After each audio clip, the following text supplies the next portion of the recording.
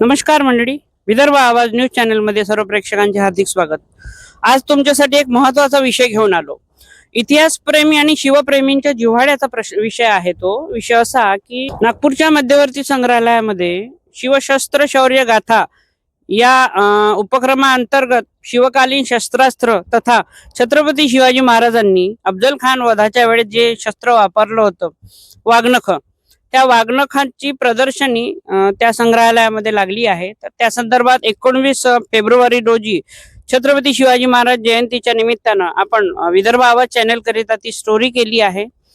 तर त्या ठिकाणी शूट करत असताना जमलेल्या लोकांपैकी काहींच्या मनात संभ्रम होता की ती जी वाघनख आहे ही ती मूळ रूपातली वाघनख आहेत का, की ही बनावट आहे, ही तीच वाघनख आहेत का जी अफजल खानाचा कोथळा बाहेर काढताना वापरली होती।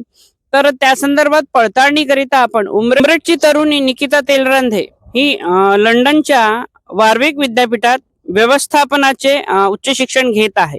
तर तिच्याशी या विषयाबाबत चर्चा केली असता ही वाघनख खरी आहेत की खोटी याची पडताळणी करण्यासाठी ती 20 फेब्रुवारी रोजी Victoria and Albert museum London या ठिकाणी जाऊन तिने स्वतः तिथे वाघनख आहेत की नाही याची पडताळणी केली। तर त्या ठिकाणी वाघनख नव्हती आणि तिथली वाघनख भारतात गेली असल्याच्या आशयाचे एक पत्र त्या ठिकाणी लावण्यात आले होते।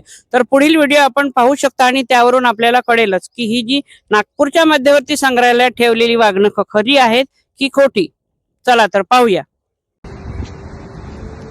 नमस्कार, आता मी आली आहे व्हिक्टोरिया आणि अल्बर्टो म्युझियममध्ये।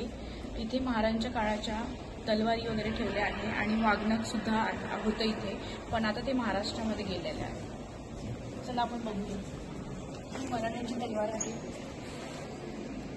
आणि वाघनख आता इंडियामध्ये आहे टेम्पररी आणि ते नंतर इथेच रिटर्न येणार आहे। तर आता ते करंटली आहे नागपूरमध्ये फेब्रुवारी ते ऑक्टोबर 2025 पर्यंत आणि मुंबईमध्ये पण जाणार आहे 1 वर्षासाठी, मे 2026 टू मे 2027। तर तुम्ही बघू शकता, ही आपल्यासाठी चांगली न्यूज आहे।